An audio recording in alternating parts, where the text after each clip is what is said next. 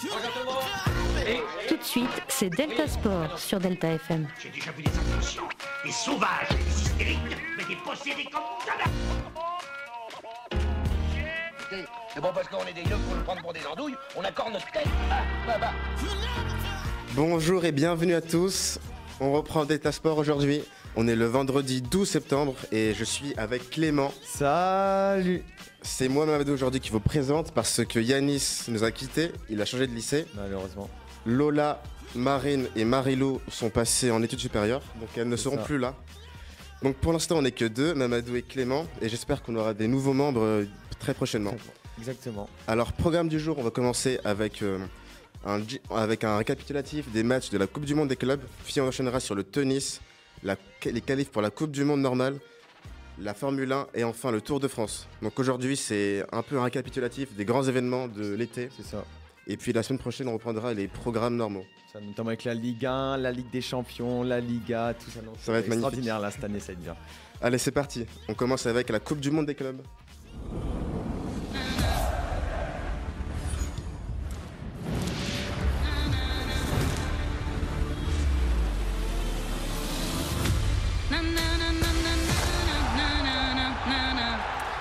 Grande nouveauté de cet été 2025, la Coupe du Monde des clubs a été remodelée pour une version plus compétitive, plus lucrative, plus intéressante.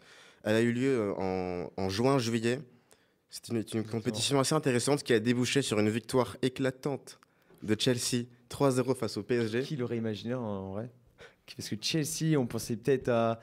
le Paris vraiment qui était... comme ils avaient gagné avec des champions, on s'attendait tous à ce qu'ils allaient gagner. Le Real, peut-être qu'ils allaient revenir avec Xabi Alonso. C'était là où Xabi Alonso a commencé ses premiers matchs avec le Real. Match intéressant pour les débuts du Real Madrid avec Xabi Alonso. Ils ont enchaîné 3 victoires d'affilée, je crois, 4. Et puis après, ils sont tombés sur un adversaire beaucoup trop fort, le PSG. Défaite 4-0. Ça fait mal, mais voilà. C'est comme ça. Et avant, je me souviens plus, le format de la compétition avant, c'était juste quart, demi-finale. C'est ça, avant c'était demi et finale et on appelait ça la comp intercontinentale. Donc on prenait les vainqueurs des Ligues des Champions de chaque continent. Et donc. C'était direct demi-finale. Ouais. Et pour le coup, le vainqueur de la Ligue des Champions était avantagé parce qu'il était directement en finale. Donc par exemple, le Real Madrid, l'année dernière, ils ont direct fait la finale et puis ils ont gagné 3-0 contre Pachuca. Ok, voilà. Ah oui, et après les autres clubs qui justement... alors c'est quoi? Il y a Europe, Asie, Amérique, Amérique et Afrique. Afrique, exactement, 4, ok. Mais je pense c'est déjà que avec des champions, là de toute façon on va en parler, mais on va voir que les clubs européens, là, ils ont tout écrasé sur cette compétition, la Coupe du Monde des clubs, c'était... Ouais, après on a quand même eu des petites surprises, je trouve. On a eu l'élimination de Manchester City 4-3 face à Al Hilal. J'ai vu le match, c'était très très serré.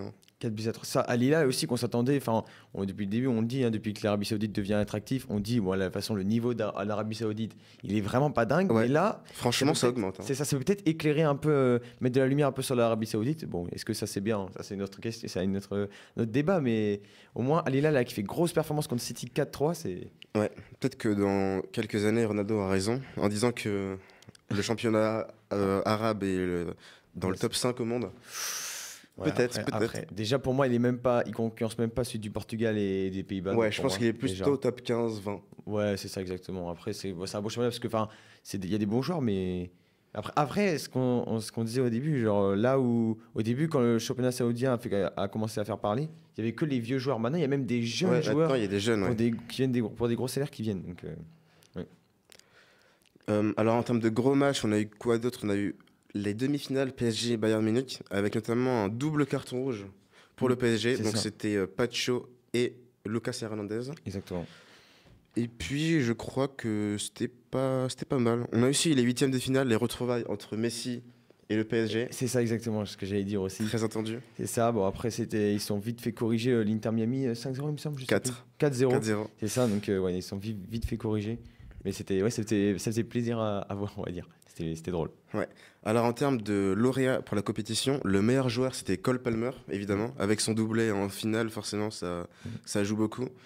Le meilleur gardien, c'était aussi un joueur de Chelsea, Robert Sanchez. Et le meilleur jeune, du coup, Désiré Doué. Ouais. Mais c'est vrai on peut en parler, mais Chelsea, franchement, on les attendait vraiment pas là. Et en finale, ils ont vraiment écrasé le PSG. Oui, Parce vraiment. qu'en plus, on les voyait tous, le PSG, qu'ils allaient gagner, parce qu'ils étaient tellement Ils forts dans le étaient, jeu et tout. Trop sûrs d'eux, ouais. C'est ça, exactement. Par exemple, je me souviens, ils ont joué contre le Real en demi-finale, c'est ça, le Ouais. PSG. Ils les ont écrasés. Enfin, Ouais. il n'y avait pas de débat. On s'est dit, bon, contre Chelsea, voilà, c'est fini. Et Chelsea, ils les Finalement, a non. mangés. Donc, moi, ça, j'ai regardé le match. C'est le seul match de la compétition que j'ai regardé. Sinon, Ah j'ai ouais regardé aucun match. de Moi, la j'en ai vu compétition. plein. Ah ouais, Ouais. c'était ta hype.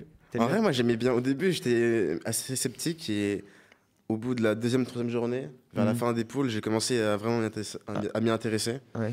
C'était vraiment bien. Bah, en fait, surtout, après, le problème d'organisation, c'est qu'ils l'ont fait aux États-Unis. Et aux États-Unis, c'est pas là où il y a la plus grosse Ouais. attente au football. Là, on a vu les stades, ils étaient vides de chez vides. C'était, Ouais. il n'y a vraiment pas beaucoup d'ambiance. Alors que tu penses que tu le fais en Europe, je pense qu'il peut vraiment y avoir quelque chose. Mais là, À aux voir, à États-Unis, voir. donc voilà. Mais c'est vrai que du coup, ça revient dans 4 ans, c'est ça? C'est ça. Ils réfléchissent à le faire passer à 2 ans. Ouais. Moi, je pense que c'est bien 4 ans. Ouais, mais même 4 ans, enfin, c'est important. Il y a ça, il y a la Coupe du Monde des clubs, il y a la Coupe du Monde, il y a l'Euro, il y a les qualifs pour la Coupe du Monde, les qualifs pour l'Euro. Enfin, tout ça en année, franchement, ça y est beaucoup. Surtout l'été, c'est ça. Quand il n'y a pas la Coupe du Monde et quand il n'y a pas l'Euro, ils font les qualifs pour la Coupe du Monde et les qualifs pour l'Euro. Mais là, si on rajoute en plus la Coupe du Monde des clubs tous les 2 ans, ça va, Ouais, ça va être surcharger 2 les ans, joueurs. ouais. Mais, non, mais en vrai, c'était une bonne compétition. Mais là, on a vu aussi les équipes européennes, elles sont largement au-dessus. Après, Ouais. c'est ça. Al Hilal, c'est une équipe sud-américaine. là. Botaf à gauche, je crois. C'est pas l'équipe de Flamengo. Flamengo, c'est ça, l'équipe de Thiago Silva, Ouais, exactement. ils sont arrivés en 8ème. C'est ça, ils ont gagné contre l'Inter Milan, il me semble. Non, c'est Fluminense qui a gagné contre Inter Ah, Milan. Fluminense qui a gagné contre Inter Milan, ça. Et Ouais. après, ok. Et Al Hilal, et c'est en quart de finale, c'est Al Hilal qui a affronté Bah, en Fluminense. quart, on a eu Al Fluminense. Ouais. Fluminense qui gagne, qui passe en demi et qui perd face à Chelsea. Du coup, Chelsea, ouais. Ouais. Et de l'autre côté, Paris Real, ok. Ça marche. Bon, c'est tout pour la Coupe du Monde. On va passer au tennis.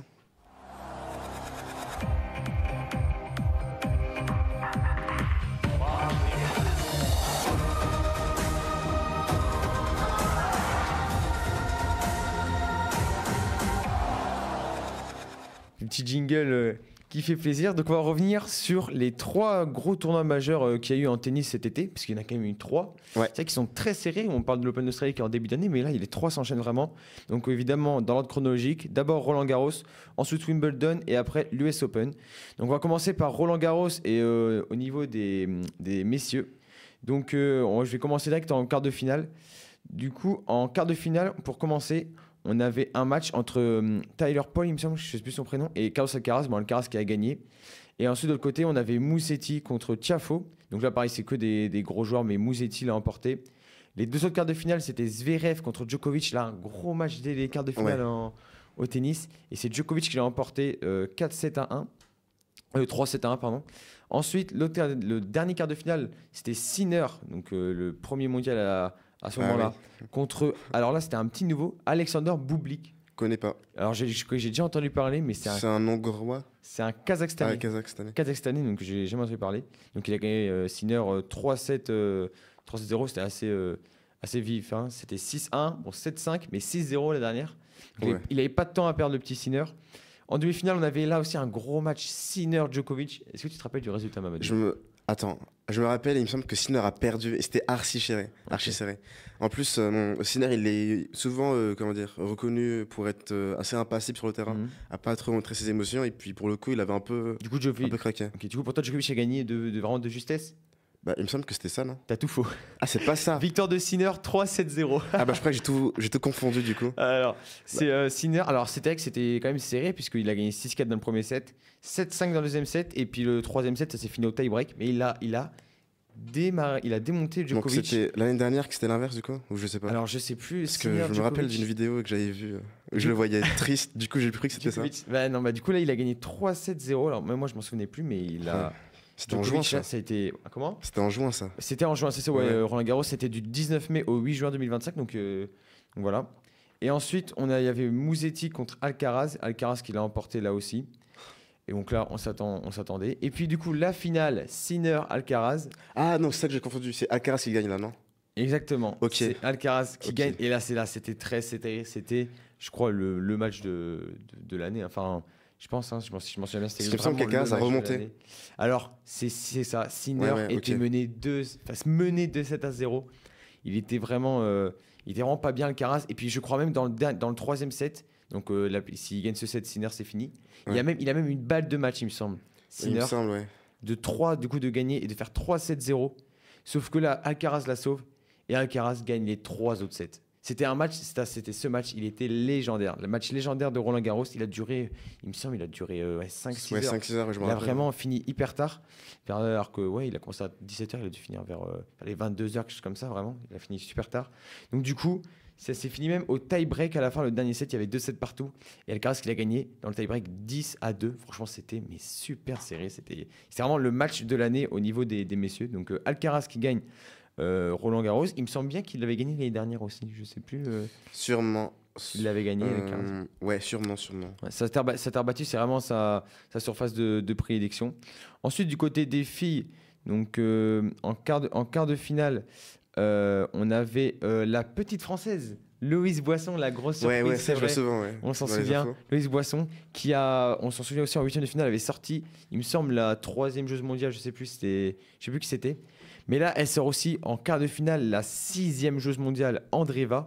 Donc pour ceux qui ne savent pas qui c'est, Loïse Boisson, elle est quand même passée par les qualifications. Donc elle sort vraiment de nulle part. Elle vient de très loin. Elle vient de extrêmement loin. Et du coup, là, elle se qualifie pour les demi-finales de Roland Garros en battant en plus la 6e mondiale. Ensuite, Coco Gauff, bon, on n'a plus besoin de rappeler qui c'est. Elle a gagné contre quelqu'un de son même pays, c'est Caïs, je ne connais pas du tout. Et ensuite, du coup, on passe aux demi-finales. Donc, Loïse Boisson qui a joué contre Coco Gauff, malheureusement. Bon, là, ça a été assez rapide, vraiment 6-1, 6-2 pour l'américaine Coco Gauff. Donc là, après, il y avait vraiment un écart de niveau, mais déjà, aller jusqu'en demi-finale. C'est déjà bien. C'est ça, mais surtout que. Elle est jeune, je crois, non? Alors, Loïse Boisson, je ne sais plus quel âge elle a. Mais ouais, elle doit vraiment être jeune. Franchement, je n'en ai jamais entendu parler. T'en as jamais entendu parler, toi aussi, même? Non plus. Vraiment, elle vient de nulle part. Donc là, dommage, déjà, c'est demi-finale, c'est extraordinaire. Et de l'autre côté, on avait aussi les deux monstres, Sabalenka contre Iga Swiatek. Iga Swiatek, qui depuis peut-être 1 ou 2 ans, gagne de moins en moins. Ouais, elle est sur la fin, là. Elle est sur la fin. Bientôt finito. Et là, Swiatek, ouais, qui perd 2-7-1 contre Sabalenka. Bon, Sabalenka, c'est pas n'importe qui non plus. C'était la première joueuse mondiale. Et du coup, on avait la finale. Pour moi, c'est un peu aussi le cas Alcaraz-Sinner du côté des filles. Sabalenka contre Coco Gauff. Et c'était un match ultra serré. Sabalenka qui a gagné le premier set au tie-break.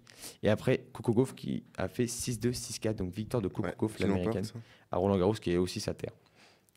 Ensuite, on avait Wimbledon. Donc là, cette fois, c'est sur gazon. J'allais dire sur herbe, c'est sur gazon.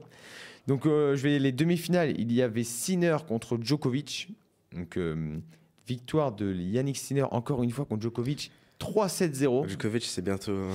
Alors, faudrait peut-être en parler. Ouais, Djokovic, qui fait des mauvaises perfs. Pareil, on va en parler. Il a 39 ans, là. Djokovic, ouais, il doit être vraiment sur la fin. Et je sais plus quel âge il a, mais il doit être vraiment sur la fin. Bon, de toute façon, il était dans la même génération que les Nadal et Federer, exactement.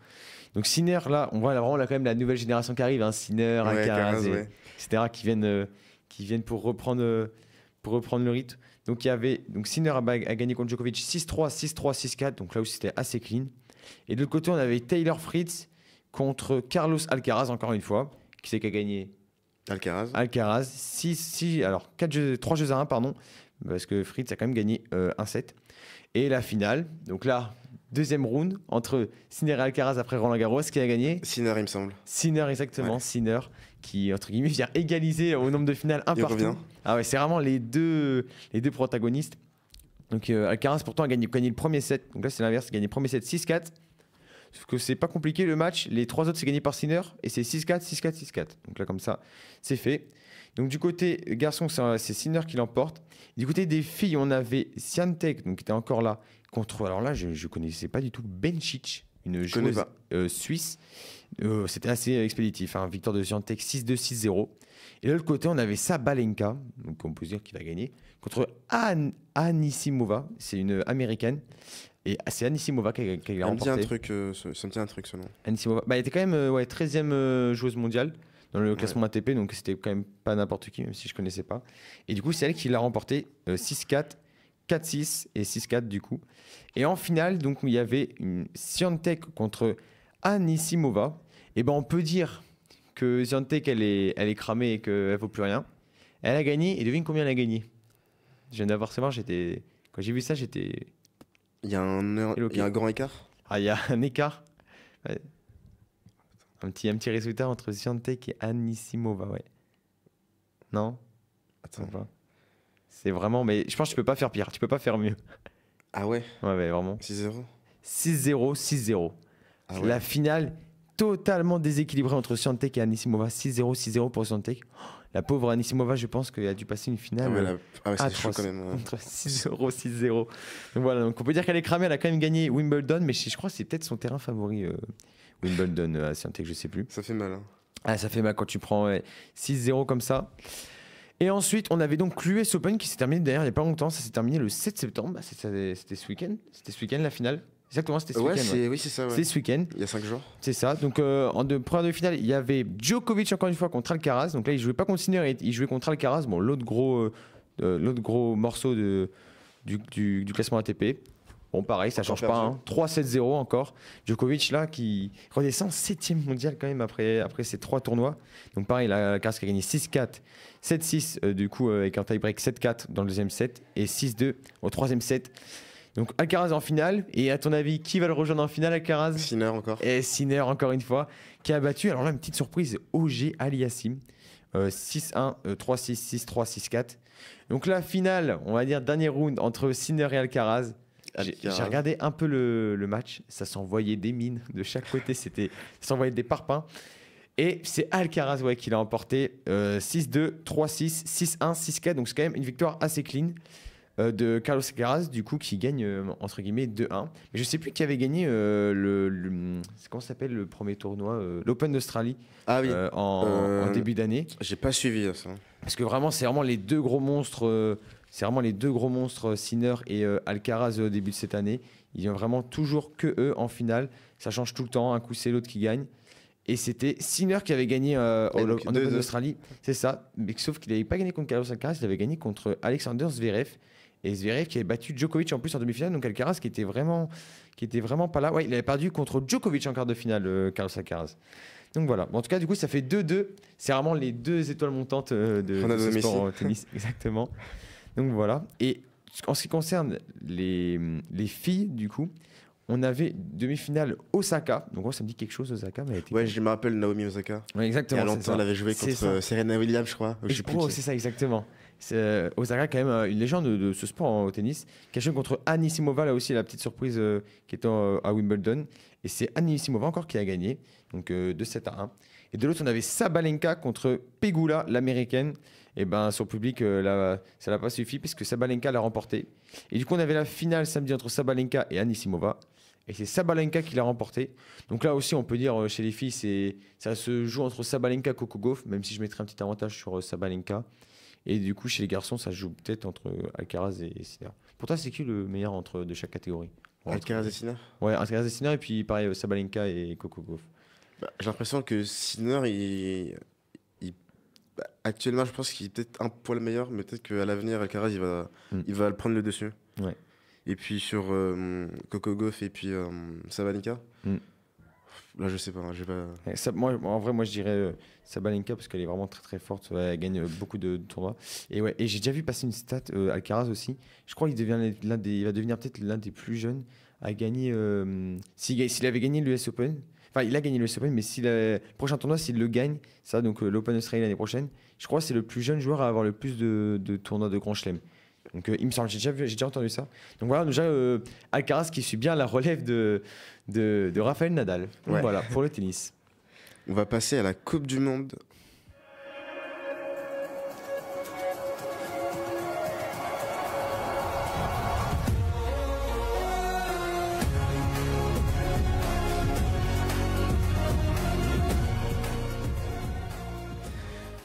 Nouveau jingle pour la Coupe du Monde 2026, là, il est pas mal. J'espère qu'on l'entendra beaucoup l'année prochaine. Je le connaissais même pas, ce jingle. Moi non plus, j'ai découvert ce matin. Pas mal. Il est pas mal. Même si celui 2022, il sera. Celui 2022, avec le Qatar, la musique était vraiment bien. Franchement, elle est incroyable. Les musiques, les génériques à chaque fois, vraiment, c'était super. On va parler des qualifications pour la Coupe du Monde 2026. Alors, il faut savoir que ça se déroule par zone. Donc, zone Europe, Afrique, Amérique du Sud, Asie, Océanie. CONACAF, c'est l'Amérique du Nord. Ça me peut-être, ouais. Et du coup, l'Asie. Voilà. Je vais parler des gros matchs parce qu'il y en a vraiment beaucoup. Je commençais avec le 11-1 de la Norvège face à la Moldavie, Ouais, j'ai vu avec ça. Erling Haaland qui met un quintuplé et qui s'excuse au goal à chaque but. Ça, c'était vraiment, vraiment spécial. Ça veut dire excuse-moi, mais je suis trop fort pour toi. Là, je t'ai mis 5 buts. Il s'excuse, il lui dit désolé, mais il faut qu'on mette un maximum de buts pour la différence de buts. Alors, 11-1, c'est quand même. Après, en face, c'est la Moldavie. Ouais, mais Mais 11-1, faut quand même le faire, ouais. ça fait longtemps qu'on n'a pas vu de score comme ça, je pense. Là. Ouais. Et je me souviens aussi, les Haaland qui a mis un quintuplé, je sais pas si tu te rappelles, en Ligue des Champions. En Ligue des C'est Champions, ils en avaient phase de, mis- phase de poule. Ouais, ou peut-être en 8ème, je sais plus, contre l'Inter, il me semble. L'Inter, ils ont City, connu. il était City. Il avait mis un quintuplé. Je me souviens, Guardiola, il avait fait polémique parce que Guardiola l'avait sorti pour pas qu'il batte le record de Messi. Je sais pas si tu avais déjà vu cette histoire. J'ai pas trop entendu ça, mais ça m'étonnerait pas. C'était il y a 1-2 ans. Et puis Guardiola qui avait sorti à Londres pour pas qu'il batte le record de Messi, qui était justement de plus de buts dans un match de Ligue des Champions, quelque chose comme ça. Ça avait fait polémique. Un autre match avec un grand score, l'Angleterre face à la Serbie, 5-0. Ça me rappelle un match de Ligue des Champions, ça. Chut. Allez, ensuite, du coup, prochain match. France, Islande 2-1. Une victoire difficile de la France, avec un but d'Mbappé et deux de Barcola, je crois. Exactement. Ça, et c'était quand même un match ouais, compliqué. Bah, on était mené 1-0, il me semble. Je crois que c'est Ouais, ça. on oui. perdait 1-0. Et franchement, j'ai regardé le match et le jeu était vraiment. Dans le jeu, l'équipe de France, c'était vraiment pas ça. J'ai trouvé vraiment pas bon. C'est Olysée qui fait la boulette, je crois, sur le premier but. J'ai Qui pas la- vu le match. Qui la redonne aux joueurs islandais. C'est Olysée qui fait ça qui donne le premier but à l'Islande. Mais après, on se rattrape bien. Et Tchouaméni qui prend un rouge à la fin. Ouais, il aussi. prend un rouge, ouais, ça j'ai vu ça. C'était mérité. Le pied, là, il aurait pu lui casser le tibia. Mais Donc la France qui est première de son classement, ça c'est bien ça. J'espère qu'on se qualifie pour donc, la Coupe du Monde, sinon. parce qu'il reste des matchs encore. Normalement, oui, il en reste pas mal. Bah, il y a 6 journées, Ah oui, si donc je il nous reste 4 matchs. Ah oui, parce qu'il y a, ok. Ah oui, il n'y a eu que deux, il y a eu que 2 journées pour l'instant. Ouais. Ah oui, c'est les 2 premières, ok. Donc prochain match de la France, c'est le 10 octobre face à l'Azerbaïdjan, puis après le 13 octobre face à l'Islande encore. Et en novembre, on répète encore France-Ukraine, puis France-Azerbaïdjan. Il faudrait pas quand même des trains internationaux, elles arrivent quand même assez souvent les trains internationaux. Ouais. Tous les mois à chaque fois, c'est long. Enfin, autant au pire faire vraiment un mois complet où c'est vraiment que la train internationale et là tu fais les matchs pour la qualif de la Coupe du Monde et après tu les vraiment parce que là c'est saccadé, là ça fait hop là Ouais, on part ça- sur un mois de 3 semaines de Ligue 1 ou enfin voilà Ouais, les Ligue des championnats Champions, tout nationaux, ça. c'est ça. Hop après les trains internationaux, 3 semaines. Ouais, enfin, moi je trouverais pour moi plus simple de réunir tout. Pour d'un condenser un peu plus, ouais. coup. Exactement, mais en plus les matchs pour les joueurs aussi là ils enchaînent. Hein. Ouais, les voyages et tout. Là. Exactement. Un autre match qui est intéressant, l'Arménie qui gagne face à l'Irlande, c'est plutôt une grosse surprise parce qu'ils avaient gagné, ils avaient perdu il y a 3 jours face au Portugal 5-0. Donc là, l'Arménie qui est deuxième du classement, peut-être Oh là qu'on là. peut avoir je sais pas, L'Arménie à la Coupe du Monde, oh là ce serait légendaire. les Arméniens.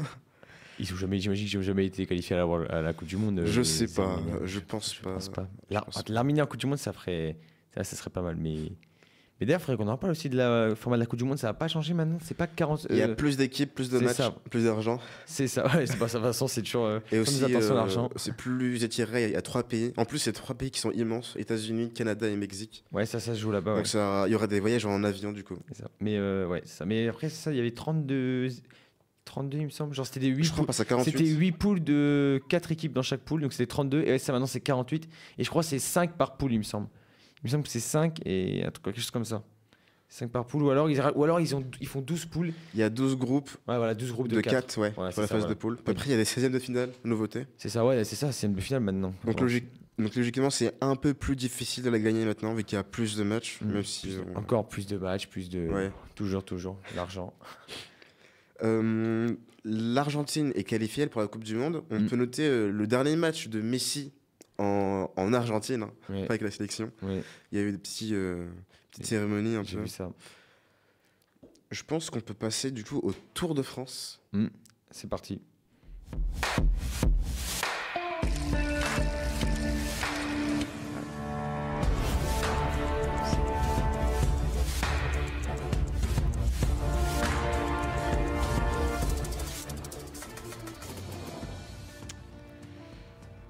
Allez, c'est parti, le Tour de France. Oh là là. Alors, je vais commencer par vous expliquer le fonctionnement du Tour de France, parce que on a tendance à confondre un peu, à oublier, à pas vraiment savoir. Donc, le Tour de France, qu'est-ce que c'est? C'est la plus grande course cycliste au monde. chaque année, début juillet, pendant environ 3-4 semaines, environ 180-200 coureurs parcourent la France sur environ 3500 km. Et donc, c'est réparti en 21 étapes. Alors, ces étapes, elles sont pas toutes les mêmes. Il y en a certaines qui sont plates pour les sprinteurs, d'autres qui sont vallonnées, ou bien d'autres qui sont en haute montagne. Il y a aussi des contre-la-montre où chaque coureur roule seul face au chronomètre. Et il faut savoir aussi qu'il y a 2 journées qui sont prévues pour que les coureurs puissent se reposer un peu. Alors, le but principal du Tour de France, c'est le classement global général. Il faut faire le moins de temps possible sur l'ensemble des étapes pour porter le fameux maillot jaune avec le LCL là. Exactement. Alors, le sponsor. Ouais. Donc c'est lui qui sera le vainqueur final du Tour. Mais il y a aussi d'autres classements. Le maillot vert qui récompense le meilleur sprinter grâce aux points qui sont gagnés à l'arrivée des étapes et dans les sprints intermédiaires. Ouais. Il y a le maillot à pois rouge qui récompense du coup le meilleur grimpeur. C'est lui qui est dans les hautes montagnes. Et le maillot blanc qui revient aux meilleurs jeunes de moins de 25 ans. Ça, 25 ans, c'est quand même meilleur jeune. 25 ans, ça commence quand même à faire. Bon, est-ce que je me suis toujours posé la question, mais peut-être réduire un peu l'âge, parce qu'on voit que par exemple, 25 ans, bon, c'est encore jeune, mais pour moi, c'est 25 ans, tu commences à peu être. Ton prime. C'est être âgé, c'est ça. Donc moi, j'aurais réduit un peu le maillot blanc. Bon. Et il y a aussi un classement par équipe où du coup, on additionne les temps des coureurs d'une même équipe, tout simplement. Il me semble que c'est les 4 premiers, il me semble. C'est tout, mais je crois que c'est par étape, c'est les 3 premiers. Non, en fait, je crois que c'est par étape, c'est les 4 premiers. C'est que les 4 premiers qui sont comptés. Ouais. C'est ça. Et après, mais ça peut être tout le monde, mais l'étape, c'est les 4 premiers, il me semble. C'est quelque chose comme ça. Alors, on va passer du coup aux résultats. Donc, pour le maillot jaune, tu sais qui c'est Alors, attends, je m'en souviens bien, c'est Tadej Pogacar. Ouais, Pogacar qui l'emporte. Il remporte du coup son 4e Tour de France. Ouais. Le 2e, du coup, c'était Jonas Vingegaard, évidemment. Ouais, avec 4 minutes et 24 secondes de retard. Et le 3e, je m'en souviens, il y avait Primoz Roglic qui est pas loin, je crois qu'il a dû finir 5e, Roglic, quelque chose comme ça. Mais le 3e, je sais plus, c'est un nouveau, franchement, je connaissais pas. Florian Lipowitz, c'est ça, exactement. Environ 11 minutes, du coup, derrière Pogacar.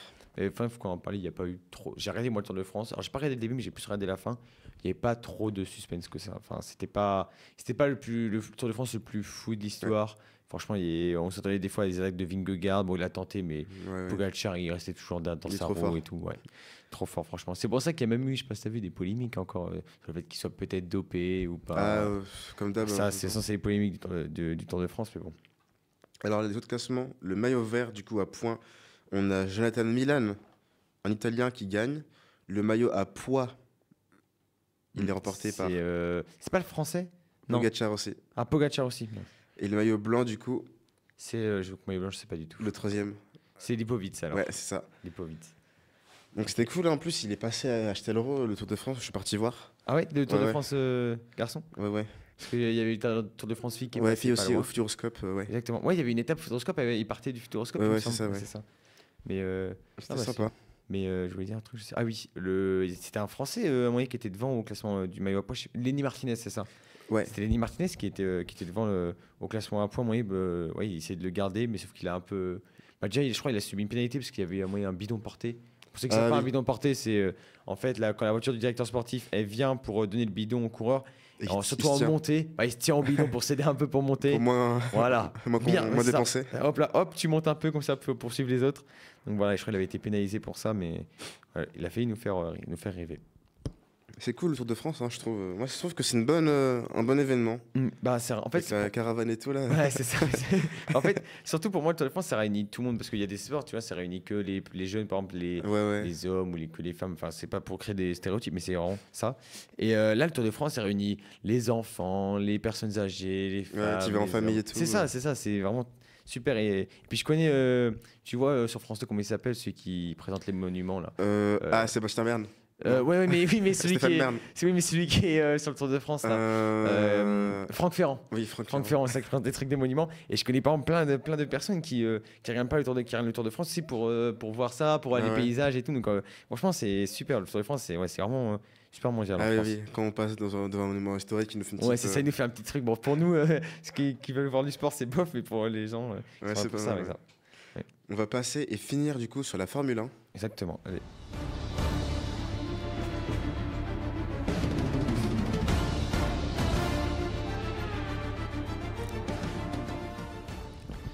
Donc, alors, il y a eu beaucoup de Grands Prix de Formule 1 durant l'été. Donc après, je vais aussi vous présenter la MotoGP, car il y a quand même des choses à dire. Donc pour commencer, je vais vous parler des 3 derniers Grands Prix de Formule 1. Donc le premier, c'est le Grand Prix de Hongrie. Ça s'est déroulé le 3 août, donc c'est pas si vieux que ça. Donc c'était, à ton avis, c'était les McLaren qui ont encore fini les 2 premières. Norris premier et Piastri deuxième avec seulement 6 dixièmes d'écart. C'est vraiment rien du tout. Je pense que Marine, là, leur aurait bien parlé. Là. Ah, Marine, là, elle aurait bien parlé, elle serait contente. Après, en troisième, on a George Russell, mais 21 secondes derrière. On voit quand même l'écart immense entre McLaren et les autres. 21 secondes, c'est énorme. Ensuite, encore derrière, à 22 secondes, on a Charles Leclerc avec sa Ferrari qui finit 4e. Ensuite, encore plus loin, à 15 secondes, on a Fernando Alonso. Puis après, on a vraiment, le classement est assez original, puisqu'on a Bortoleto, donc le rookie qui est chez Sauber, qui est 6e. Ensuite, on a 7e, on a Lance Stroll qui est chez Aston Martin, 7e. 8e, on a Lawson qui est chez Racing Bulls. 9e, on a Verstappen qui est 9e. Il est un peu bas, non? Mais je sais pas si c'était sur ce Grand Prix ou pas, il a pris une pénalité, Verstappen. Mais il finit 9e. Puis après ça, Antonelli 10e, Adjar 11e. Et à noter Hamilton 12e. On a vu Carlos Sainz 14e, du Pierre Gasly malheureusement 19e. Donc voilà. Bon, du coup, comme d'hab, c'est les 2 McLaren qui l'ont remporté. À voir si c'était pareil lors du Grand Prix des Pays-Bas qui s'est déroulé pas ce week-end, mais le week-end juste avant. Ouais. Bon, c'est encore une McLaren qui a gagné. C'est pas Lando Norris, c'est Oscar Piastri qui l'a remporté devant Max Verstappen. Oui, j'ai vu ça, ouais. Ouais, devant Max Verstappen, donc dans le pays de Max Verstappen, puisque c'était aux Pays-Bas. Ça, c'était assez serré, 1 seconde 2. Puis en plus, c'était des fois le Grand Prix, j'ai regardé un petit peu, il était assez bien, puisque des fois il pouvait pleuvoir et tout, donc ça changeait les stratégies. Ah ouais. 3e, est-ce que tu as suivi ça? Qui a fini 3e? Le 3e, j'ai pas du tout suivi le podium. Parce qu'en fait, du coup, durant le Grand Prix, bon, c'était qui partait en 2 premiers, c'était Norris et Piastri, évidemment. Et juste derrière, il y avait Verstappen, sauf que du coup, il était 20 tours de la fin. Le classement, c'était Norris, Piastri, Verstappen et Adjar 4e. Parce que oui, lors des qualifications qui s'étaient déroulées le jour d'avant, Adjar avait fait 4e des qualifications. Donc franchement, il faudrait parler de ce pilote. Franchement, rookie, il démonte tout depuis qu'il est en F1. En tout cas, 20-15 tours de la fin, c'est Norris qui crache. Enfin, qui crache. Il a un problème de boîte de vitesse, quelque chose comme ça, sur sa voiture. Du coup, il est obligé d'abandonner. Du coup, Piastri repart premier, Verstappen 2e et Adjar 3e. Et il réussit à tenir la pression de George Russell. Franchement, super.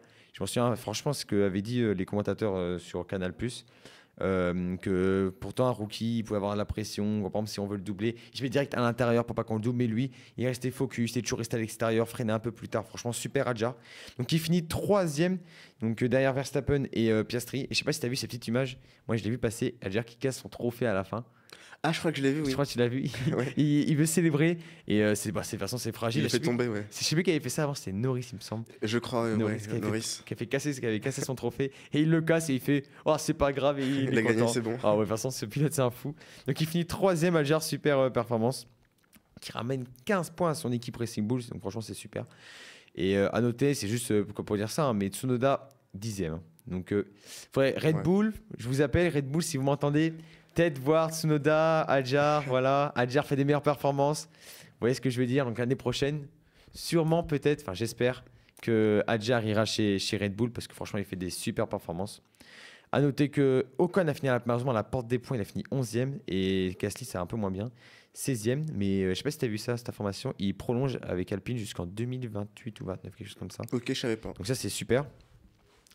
Ensuite, on passe au Grand Prix qui s'est déroulé justement ce week-end. Alors le Grand Prix, il était nul à regarder apparemment. Et franchement, quand je vois les écarts de temps, je me dis que franchement, ils ont peut-être pas tort. C'était prévisible. Verstappen premier. Donc Verstappen premier, mais 19 secondes d'écart avec Norris. Ah, le deuxième? Ouais, c'est avec le beaucoup quand deuxième, même, hein. 19 secondes d'écart. Et pourtant, c'est avec Norris. On s'attendait tous à voir les McLaren devant et tout. Et non, c'est donc Verstappen qui gagne devant Norris. Ensuite, troisième position, on a Piastri. Quatrième, Leclerc qui malheureusement n'arrive pas à monter sur le podium devant les Tifosi à Monza en Italie.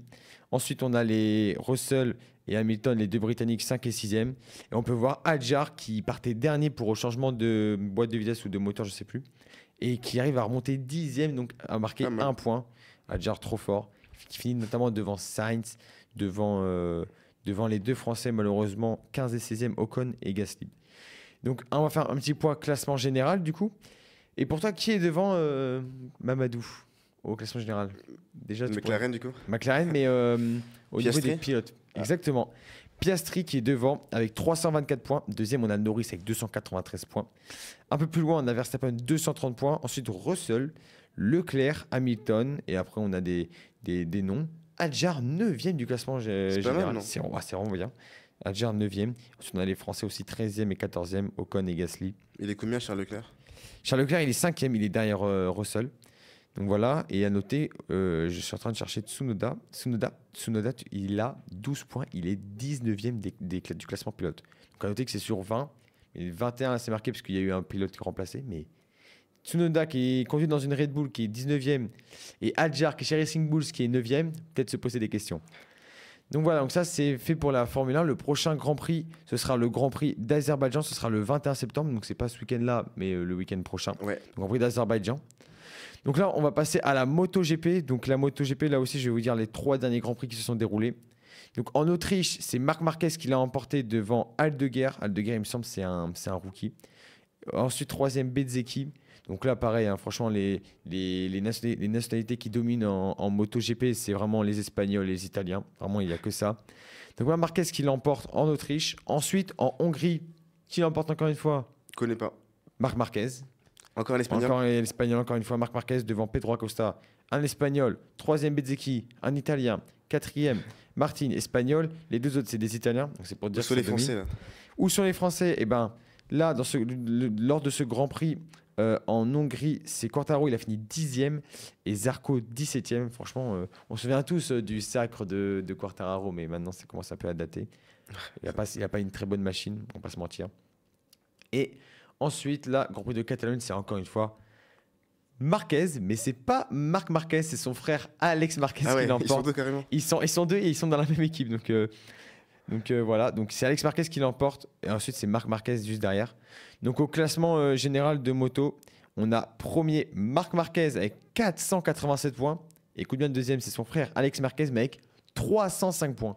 Il y a 182 points d'écart entre Marc Marquez et Alex Marquez. C'est simplement énorme, surtout que là, on s'approche à peu près, c'est à la on est à la après des mi-course, enfin mi-saison.